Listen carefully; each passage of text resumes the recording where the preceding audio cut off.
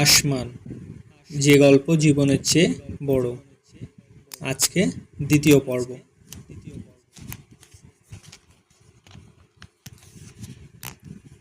ওমার কিছু একটা বলতে যাচ্ছিল, তাকে হাত দিয়ে চাপ দিয়ে থামিয়ে দিল রুশো। রুশোর কিছু চুল পড়ে আছে ওমরের ওপর। সেই চুলের ফাঁক ফোকর দিয়ে দেখা যাচ্ছে নেশায় ঢুলঢুল রুশোর লাল চোখ, সেই দৃষ্টিতে শীতল কণ্ঠ। বেবি ট্যাক্সিওয়ালার দিকে তাকিয়ে শুধু বলল, চল। কে জানে কি ছিল সেই দৃষ্টিতে। বেবি ট্যাক্সিওয়ালা চুপচাপ স্টার্ট দিল। নিয়ন লাইট বদলে সারা শহর জুড়ে সদ্য লাগানো হয়েছে হলদেটে সোডিয়াম লাইট। শহরটাকে এখন কেমন যেন জন্ডিস রোগীর মতো মনে হয়। রংটা ওমারের একদমই পছন্দ নয়। মালিবাগের মোড় ক্রস করার সময় এই থাম থাম বলে রাস্তার পাশে বেবি থামায়। সেখানে ফুটপাতে কিছু রুটি ভাজির দোকান রয়েছে। মূলত যেসব রিক্সাওয়ালা সারা রাত রিক্সা চালায় তারাই সস্তায় এখানে খাবার খায়, আর খায় বিভিন্ন প্রোগ্রামে খ্যাপ মেরে বাড়ি ফেরা মিউজিশিয়ানরা। বেইলি রোডের রেকর্ডিং স্টুডিওতে রাতের শিফটে কাজ শেষ করে এখানে সস্তা খাবার আর আড্ডার একটা নতুন জায়গা তৈরি হয়েছে। রুশো আর ওমারের খাওয়া দেখলে বোঝা যায় গাঁজার খিদে কত ভয়াবহ। বেবি ট্যাক্সিওয়ালাকে নিয়ে ওরা পেট পুরে তৃপ্তি সহকারে খায়। বেবি ড্রাইভার এখন ওদের বুঝে গেছে। প্রায় ওদের বয়সী ড্রাইভারের ভেতরে একটা বাউলা বাউলা ভাব আছে। মধ্যরাতে প্রায় নীরব শহরটাকে বেবি ট্যাক্সি তার উৎকট ভট ভট শব্দে বিরক্ত করতে করতে ছুটছে সদর ঘাটের দিকে।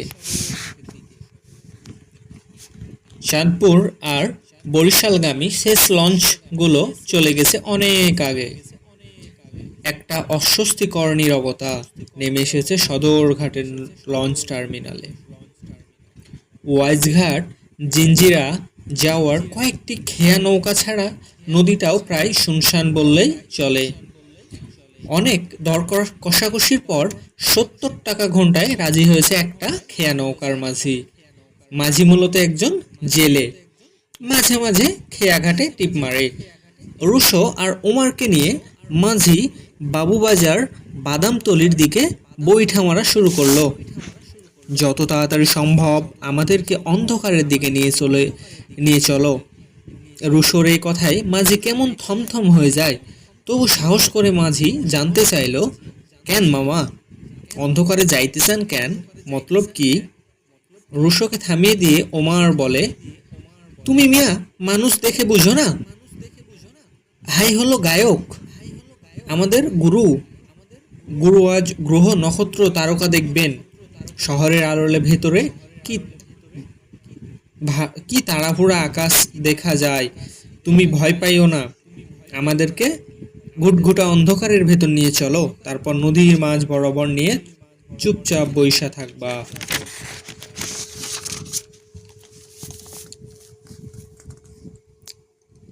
খেয়া পাড়াপাড়ের বেশ বড়সড় নৌকাটা, পাটাতনের ওপর একটা শীতল পাটি বিছানো। দুই বন্ধু টান টান হয়ে শুয়ে পড়ে সেখানে, মাথার নিচে হাত দিয়ে আকাশের দিকে তাকিয়ে থাকে। মাঝে একটা বিড়ি ধরিয়ে বেশ জোরে জোরে বৈঠা মেরে নৌকাটাকে মাঝ নদী বরাবর নিয়ে যায়। মাঝির গন্তব্য গভীর অন্ধকারের দিকে। নৌকা যতই এগোতে থাকে টার্মিনালের শব্দগুলো ধীরে ধীরে ক্ষীণ হতে থাকে। ঘণ্টাখানেক চলার পর ঢাকা শহরটাকে দূরের আলেয়ার মতো মনে হয়। আরও ঘণ্টাখানেক চলার পর শহরটাকে আর দেখা যায় না। নদীর দুই পারে নীরব নিস্তব্ধ গ্রাম, হাট বাজার আর ফসলের মাঠ। সম্ভবত এটা ঘোর অমাবস্যার মাঝেই তাদের ঠিক জায়গা মতোই নিয়ে এসেছে। তাকে কিছু বলা লাগেনি। মাঝ নদীতে নৌকাটাকে সে স্থির করে রেখেছে। শান্ত বুড়িগঙ্গা। নৌকাটা অদ্ভুত ছন্দে মৃদু মৃদু দুলছে, জমিনের গভীর অন্ধকার উন্মুক্ত করে দিয়েছে অনন্ত অসীম গ্রহ নক্ষত্রের ভাণ্ডার। যেন পার্থিব অন্ধকার খুলে দিয়েছে শত শত শতাব্দীর অতলে লুকিয়ে থাকা অপ্রার্থ গুপ্তধন। অন্ধকারের এমন সৌন্দর্য ওরা আগে কখনো দেখেনি। মহাশূন্যের এমন ভয়াবহ সৌন্দর্য দেখে বিস্ময়ে ওদের নেশা কেটে যায়। আপার বিহুলতায় বাকরুদ্ধ নৌকার গায়ে লেগে পানির ছলাৎ ছলাৎ শব্দটুকু যেন আরো গভীর করে তুলেছে অন্ধকার কবরের নিস্তব্ধতা। একটা দীর্ঘ নীরবতা পর অস্ফুটে ওমর উচ্চারণ করে, ও মাই গড, ইটস অ্যামেজিং। তারপর আবার সব চুপচাপ। এই নীরবতা ভাঙার জন্য রুশো বলল, বল দেখি, পৃথিবীতে যত মানুষ আছে প্রতিটি মানুষের মধ্যে যদি মহাকাশের প্রতিটি গ্রহ নক্ষত্র ভাগ করে দেওয়া যায়, তাহলে একজন মানুষের ভাগে কয়টা করে তারা পড়বে? রুশো জানে আউটার স্পেস নিয়ে ওমারের ভালো পড়াশোনা আছে। ওমার নিজেই মহাবিশ্বের বিশালতা নিয়ে ভাবছিল। মহাবিশ্বের এই বিশালতার মাঝে কত ক্ষুদ্র এই মানব জীবন। ওমার ভাবছে, ক্ষুদ্র এই মানুষের সামনে কেন মেলে ধরা হয়েছে এই বিশালতা। মানুষ যত বেশি বিশালতার জ্ঞান লাভ করেছে, ততই নিজের ক্ষুদ্রতা টের পাচ্ছে। সসীম মানুষের ব্রেন ধারণ করে অসীমের জ্ঞান। সেই জ্ঞান লাভ করার পর লোভী মানুষ অসীমকে ছুঁতে চায়, চাই অমরত্ব। ওমারের বুক চিরে বের হয়ে আসে দীর্ঘশ্বাস। পাশ থেকে রুশো সেটা শুনতে পায়। ওমারের পায়ে নিজের পা দিয়ে হালকা ধাক্কা দিয়ে আবার জানতে চায়, বল না, আমার ভাগে কয়টা তারা পড়বে? তোর ভাগে যে কয়টা পড়বে সেই কয়টার হিসাব বুঝে নিতে তোর এই ছোট্ট জীবন যথেষ্ট নয় রে। কিছুক্ষণ নীরব থেকে ওমার বলল, পৃথিবীর সমস্ত সমুদ্র সৈকত আর সমস্ত মরুভূমিতে যদি বালিকণা আছে, মহাকাশের তারার সংখ্যা তার চেয়ে অনেক বেশি। মানুষকে যিনি সৃষ্টি করেছেন, সম্ভবত তিনি মানুষকে সারপ্রাইজ করতে পছন্দ করেন। বিজ্ঞান যত উন্নত হচ্ছে, মানুষ ততই সারপ্রাইজড হচ্ছে। এই যে আমরা পানির ওপর ভাসছি, এই পানির বিশালতা জানতে মানুষকে কত হাজার বছর অপেক্ষা করতে হলো। সাধারণ ড্রপের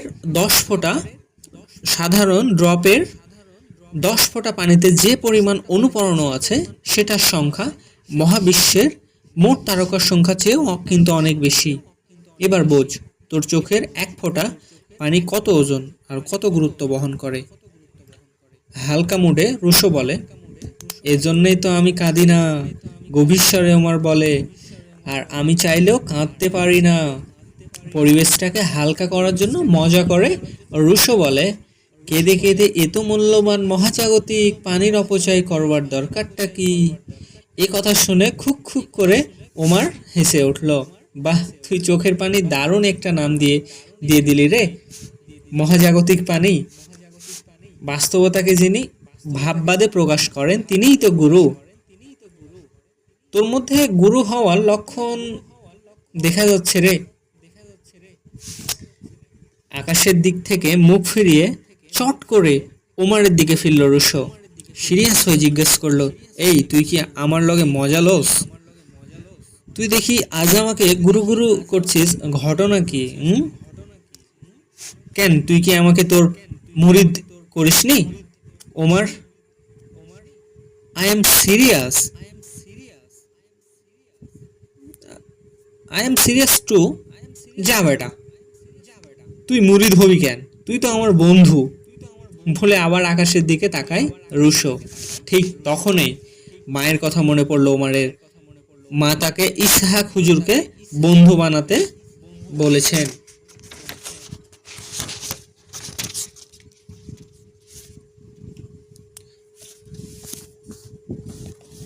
আমি তাকে কোনোদিন স্পর্শ করিনি। প্রথম পরিচয়ের দিন সে নিজ থেকে আমার দিকে হ্যান্ডশেক করার জন্য হাত বাড়িয়ে দিয়েছিল। আমি সে হাত স্পর্শ করিনি। তার মানে এই নয় যে আমার ইচ্ছে করেনি বা আমি ভীরু ছিলাম। ওটা ছিল আমার রেসপেক্ট। ভালোবেসে সবাই বলে লাভ ইউ, কিন্তু আমি তাকে সেটা বলিনি। আমি তার লাভ ইউ বলার উত্তরে চিঠিতে লিখেছিলাম আই রেসপেক্টেড ইউ। আমি সন্দিহান ছিলাম সে ব্যাপারটা বুঝবে কি না। সে বুঝেছিল এবং ভীষণভাবে বুঝেছিল। আমার প্রতি তার ভালোবাসা বহুগুণ বেড়ে গিয়েছিল সেই দিন। সে আমাকে পরে জানিয়েছিল যে সেদিন থেকে সে আমাকে বিয়ে করার স্বপ্ন দেখা শুরু করেছিল। আর সেই স্বপ্নটা আমি তাকে প্রথম দেখাতে দেখে ফেলেছিলাম। সেটা একটা মজার ঘটনা ছিল। আমাদের স্কুলটা একদম পাশাপাশি। তখন সে পড়তো ধানমন্ডি গার্লস ক্লাস 9-এ, আর আমি পড়তাম ধানমন্ডি বয়েজ ক্লাস 10-এ। আমাদের মধ্যে 1 বছরের ডিফারেন্স ছিল। অন্ত স্কুল বিতর্ক প্রতিযোগিতায় সে এসেছিল তার স্কুল টিমের সাথে। আমি তখন মঞ্চে আমার বিপক্ষের দলকে তুলোধনা করছি। সে অবস্থায় হঠাৎ করে আমার চোখ পড়েছিল তার ওপর। অডিটোরিয়ামের এক কোণে সে আলো করে বসেছিল। চোখ পড়তেই কি হলো জানি না, মঞ্চের বক্তার দিকে স্বাভাবিকভাবেই সমস্ত অডিয়েন্স তাকিয়ে থাকবে, কিন্তু তার তাকানোটা ছিল এক অন্যরকম চাহনি। আমি তার মুগ্ধতা টের পাচ্ছিলাম।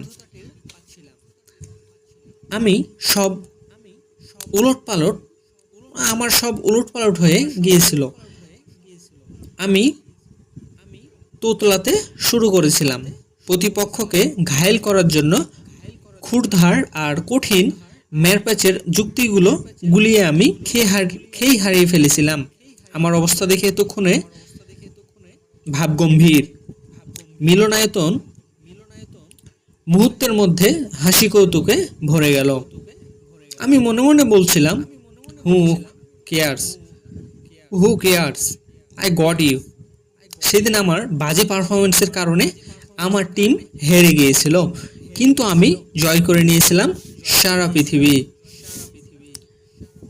সেদিনের পর থেকে আমি ছিলাম পৃথিবীর সবচেয়ে সুখী মানুষ। আমি উঠতাম আর জেনেছিলাম প্রেমে পড়লে মানুষ পাখি হয়ে যায়। সে পড়তে ভালোবাসতো আর আমিও। আমার ধারণা সে ম্যাট্রিক পাশ করার আগেই বিশ্ব সাহিত্য কেন্দ্রের 1000 খানেক বই পড়ে ফেলেছিল। কি পড়বো এটা নিয়ে আমাকে আর ভাবতে হতো না। আমরা প্রচুর চিঠি লিখতাম। তার সেই সব চিঠির অর্ধেক থাকতো বুক রিভিউ, বাকি অর্ধেক উথাল পাথাল প্রেমের মহাকাব্য। ইন্টারমিডিয়েটে আমি ঢাকা কলেজ থেকে ঢাকা বিভাগে মধ্যে বিতর্ক চ্যাম্পিয়ন হয়েছিলাম। সেটা তার কারণে। সে আমাকে বিষয়ভিত্তিক বইগুলো বিভিন্ন জায়গা থেকে জোগাড় করে এনে দিত, পক্ষে বিপক্ষে নোট তৈরি করে দিত। প্রতিযোগিতার আগে আমরা দুজন সেই বিষয়ে নিজেদের মধ্যে বিতর্ক করতাম। সে আমাকে সবার মধ্যে সেরা দেখতে চাইতো। সে ছিল সেই মেয়ে। সে এমন কেয়ারিং ছিল যে সে পৃথিবীর যে পুরুষের পাশেই থাকবে সে সেরা হতে বাধ্য। আমার নিজেকে খুব সৌভাগ্যবান মনে হতো, কারণ আমি লামিয়াকে পেয়েছিলাম। যদিও আমি ওর একটা সিক্রেট নাম দিয়েছিলাম। আমি ওকে মূলত মাটি নামে ডাকতাম। আমি তাকে আমার জীবনের শেষ গন্তব্য হিসেবে মেনেছিলাম। মাটি তো জীবিত প্রাণের শেষ গন্তব্য, তাই না? মাটিই তো জীবিত প্রাণের শেষ গন্তব্য, তাই না? আমার পরের বছর ঢাকা ইউনিভার্সিটিতে ইন্টারন্যাশনাল রিলেশনে ভর্তি হলো সে। তার স্বপ্ন ছিল ডিপ্লোম্যাট হওয়া। সে এতটাই মেধাবী আর আকর্ষণীয় ছিল যে তার পক্ষে যা ইচ্ছা হবে সেটাই সে করতে পারবে বা পারত। তার কারণে অসাধারণ রেজাল্ট হওয়া শুরু হলো। আমার সারাদিন আমরা সারাদিন একসাথেই থাকতাম। একাডেমিক পড়া আর বইয়ের পড়া মিলে আমরা দুজন মিলে ডুবে থাকতাম পড়ার জগতে। ঢাকা ইউনিভার্সিটিতে আমাদের জুটিটাকে বলা হতো শ্রেষ্ঠ জুটি। আউটডোরে ক্রিকেট, ইনডোরে বিতর্ক আর ক্লাসের ভালো রেজাল্ট এসব নিয়ে আমিও তখন অনেকের হার্ট থ্রোব। এর মধ্যে ঢাকা ইউনিভার্সিটিতে ডিবেটিং সোসাইটি থেকে আমাকে মনোনীত করা হয়েছে ইউনাইটেড এশিয়ার ডিবেটিং চ্যাম্পিয়নশিপে অংশ নেওয়ার জন্য। 15 দিনের জন্য যেতে হবে ইন্দোনেশিয়ার বান্দুংয়ে। লামিয়াকে ছেড়ে 15 দিন আমার পক্ষে একদমই অসম্ভব ছিল। কিন্তু লামিয়া আমার সাকসেস দেখতে চাইতো। সে যখন বলে I am proud of you, তখন তাকে প্রাউড করা ছাড়া আমার এই জীবনে আর কোনো লক্ষ্যই থাকে না। যে আমি লামিয়াকে ছেড়ে থাকতে হবে বলে ঢাকার বাইরে যেতে চাইতাম না, সেই আমাকে লামিয়া জোর করে ইন্দোনেশিয়া পাঠাই দিল। কথা ছিল ফেরার সময় লামিয়া ঢাকা এয়ারপোর্টে আমাকে রিসিভ করবে, না সে আসেনি। আমি তার জন্য অপেক্ষা করতে করতে ক্লান্ত হয়ে চলে গেছি। হঠাৎ ভয় পেয়ে গেছিলাম, ওর কিছু হয়নি তো, অসুখ দুর্ঘটনা এমন কিছু। তার বাসায় ফোন করে জেনেছি সে ঠিক আছে, প্রচণ্ড মাথা ব্যথা ধরেছে বলে রুম বন্ধ করে ঘুমায় আছে। হতে পারে, হতে পারে মানে সেটাই ঠিক, কারণ লামিয়া মাইগ্রেন ছিল। কারণ লামিয়ার কি ছিল, মাইগ্রেন, অর্থাৎ তার মাথা ব্যথার সমস্যা ছিল। পরদিন সে ইউনিভার্সিটিতে আসেনি। এমনটা কি হতে পারে? আমি 15 দিন পর আমি 15 দিন পর ঢাকা ফিরলাম, অথচ আমার সাথে দেখা করার কোনো আগ্রহ দেখছি না। এবার আমার মনে কেমন জানি একটা সন্দেহ শুরু হলো। আর সেটার জন্যে আমাকে বেশিক্ষণ অপেক্ষা করতে হয়নি। মহসিন হলের সরকারি দলের ছাত্র সংগঠনের 10-12 জন চিহ্নিত জুনিয়র ক্যাডার আমাকে কলা ভবনের সামনে ঘিরে ধরল। না, তারা আমার সাথে কোনো খারাপ ব্যবহার করেনি, শুধু বলল, এনায়েত ভাই, আপনাকে দেখা করতে বলেছেন। শুনে আমার বুকটা ধক করে উঠল। ইনায়েত হলো মূর্তিমান আতঙ্কের নাম। ঢাকা ইউনিভার্সিটির সম্পূর্ণ নিয়ন্ত্রণটা ছিল তার হাতে, এমনকি ভিসিও তার কথায় উঠে বসে। সেই এনায়েত তাকে কেন ডাকবে? সে তো কোনো রাজনীতির সঙ্গে জড়িত ছিল না। ছেলেগুলো মারমুখী না হলেও তাদের চোখ মুখে একটা কেমন জানি থমথমে চাপা উত্তেজনা বিরাজ করছিল। আমি তাদের বললাম, ঠিক আছে, আমি পরে এনায়েত ভাইয়ের সাথে দেখা করে নেব, এখন একটু বিজি আছি। দলের একজন আমার কাঁধে হাত রেখে শীতল কণ্ঠে বলে উঠল, আপনাকে সাথে করে নিয়ে যেতে বলেছে এখনই। মনোভাব দেখে বুঝলাম এদের সাথে এখন কোনো তর্ক করে লাভ নেই। আমি বললাম, চলো তাহলে। ওরা আমাকে মাঝখানে রেখে মধুর ক্যান্টিনের দিকে হাঁটা শুরু করলো। মধুর ক্যান্টিনের পাশেই একটা অ্যাম্বুলেন্স দাঁড়িয়ে আছে। আমাকে অ্যাম্বুলেন্সের কাছে এনে প্রায় ধাক্কা দিয়ে ভেতরে ঢুকে দেওয়া হলো। তারপর ওরা সবাই চাপাচাপি করে অ্যাম্বুলেন্সে চড়ে বসতেই সেটা বিকট সাইরেন তুলে চলতে শুরু করলো। তখন আমি পাশের জনকে জিজ্ঞেস করলাম, অ্যাম্বুলেন্স করে আমাকে কোথায় নিচ্ছ? একজন পেছন থেকে কৌতুক স্বরে বলল, আপনার একটু চিকিৎসা করা দরকার, তাই ডাক্তার এনায়েতের কাছে নিয়ে যাচ্ছি। এটা শুনে বাকিরা হেসে উঠল। আমার মাথায় তখন চিন্তার ঝড়। কি ঘটতে যাচ্ছে আমার সাথে? কেন হচ্ছে এসব? কি করেছি আমি? অ্যাম্বুলেন্সটা থামলো গুলশান এলাকায় একটা বাড়ির সামনে। মূল গেটটা ধুলে গেল, সেটা সরাসরি ভেতরে ঢুকে গেল। মূল গেটটা খুলে গেল এবং গাড়ি সরাসরি ভিতরে ঢুকে গেল। একজন দারোয়ান দৌড়ে এসে সেই গেটটা বন্ধ করে দিল। বাড়ির নিচতলায় ড্রেসিং রুমে আমাকে বসিয়ে ওরা চলে গেল। প্রায় ২০ মিনিট পর সরকারি দলের ছাত্রনেতা এনায়েত এসে ঢুকলো। আমি দেরি না করে সরাসরি তাকে জিজ্ঞেস করলাম, ভাই এইভাবে আমাকে উঠিয়ে আনার কারণ কি? সোফায় মুখোমুখি বসতে জিজ্ঞেস করলো, তুমি কিছু বুঝতে পারোনি?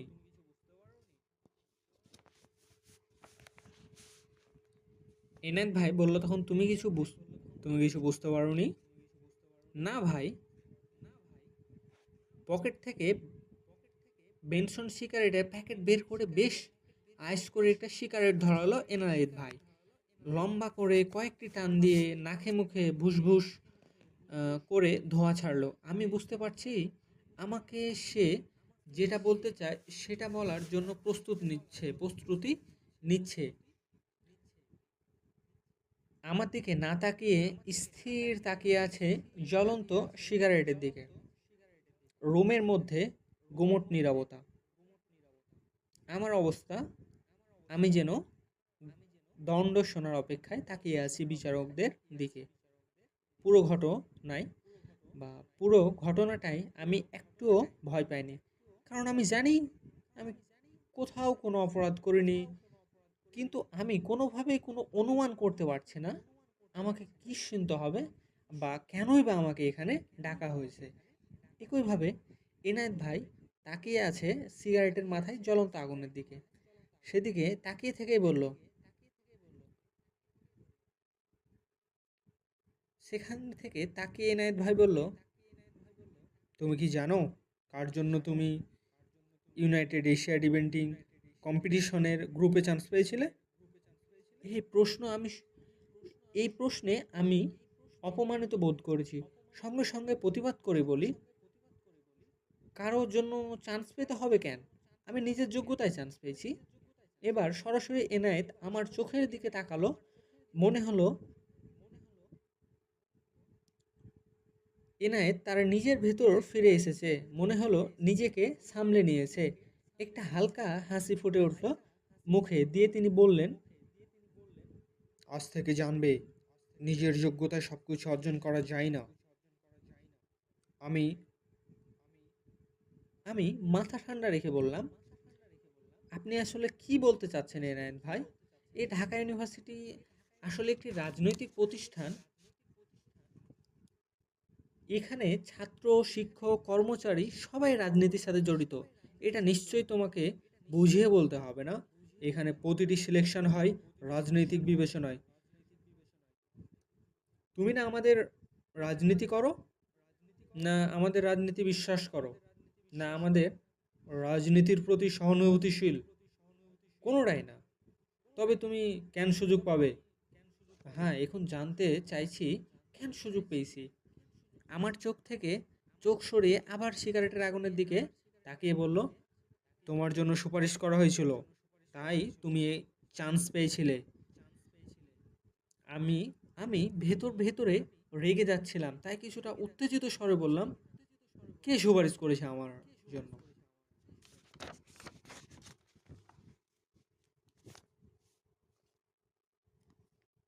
কয়েক মুহূর্ত সময় নিয়ে সরাসরি আমার চোখের দিকে তাকিয়ে এনায়েত বলল, লামিয়া।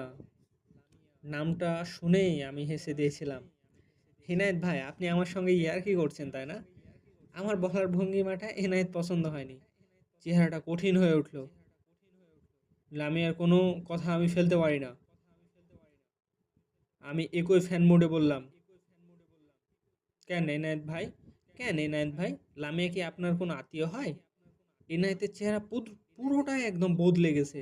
চোয়াল শক্ত করে বলল, আজ প্ল্যান ছিল তোমার 4 হাত পায়ের হাড্ডি ভেঙে একদম হাসপাতালে পৌঁছে দেওয়ার।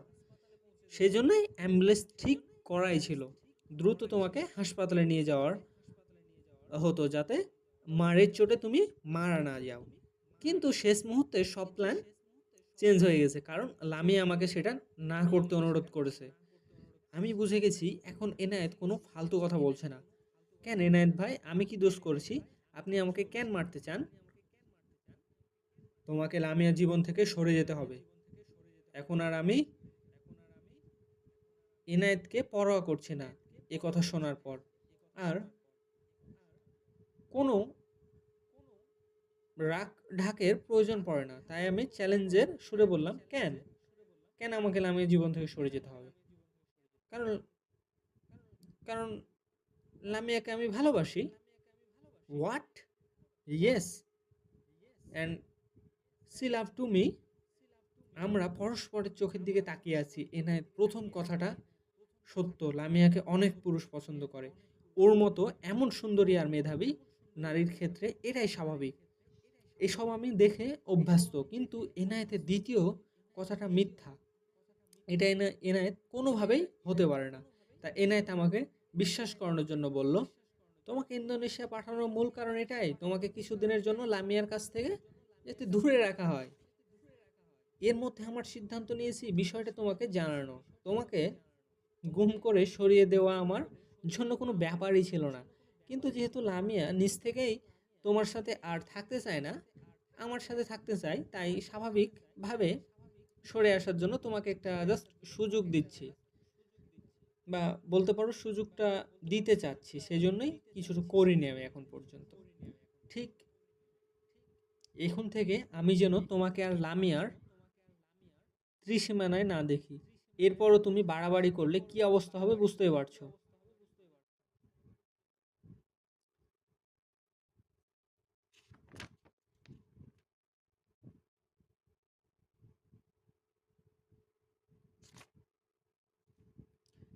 আমাকে লাজবাব করে দিয়ে এনায়েত আরেকটা সিগারেট ধরালো।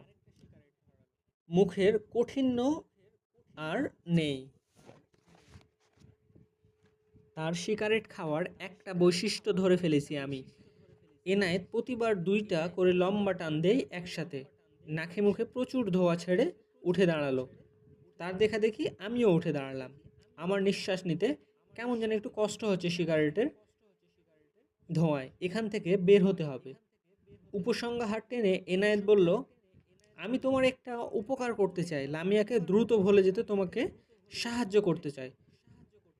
বুঝতে পারছি তুমি আমার কোনো কথা বিশ্বাস করছো না। নিজের চোখে দেখলে বিশ্বাস হবে, তখন ভালোবাসাটাই ঠিক ওই ঘৃণায় পরিণত হবে।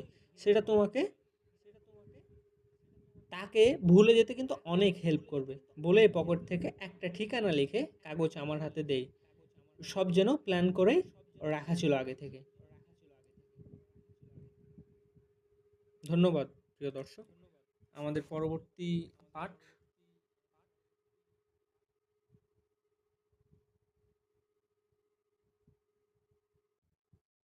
ধন্যবাদ সকল প্রিয় শ্রোতা। পরবর্তী পাঠ আমার পরবর্তী পাঠ আমাদের বাকি অংশ আমাদের পরের পাঠে পড়ে শোনানো হবে। আসসালামু আলাইকুম ওয়া রাহমাতুল্লাহি ওয়া বারাকাতুহু।